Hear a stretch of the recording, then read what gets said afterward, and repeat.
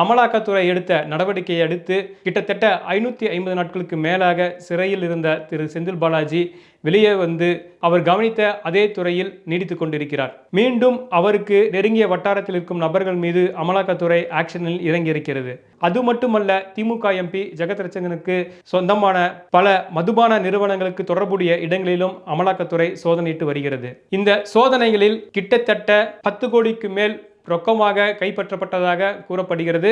அதோடு தங்கமும் பறிமுதல் செய்யப்பட்டிருப்பதாக கூறப்படுகிறது. மத்திய உள்துறை அமைச்சர் அமித்ஷா சமீபத்தில் கோவை வந்திருந்த போது பல செய்திகள் பேசியிருந்தாலும் குறிப்பாக சில விஷயங்களை அடிக்கோடிட்டு சென்றிருந்தார். அதன்படி தமிழகத்தில் மதுவிலக்கில் நடக்கும் ஊழல், மணல் கொள்ளையில் நடக்கும் ஊழல், சாலை திட்டப்பணிகளில் நடக்கும் ஊழல் குறித்து விரிவாக பேசியிருந்தார். அதன் தொடர்ச்சியாக தான் தற்போது இந்த ரெய்டின் ஆட்டம் ஆரம்பித்திருக்கிறது.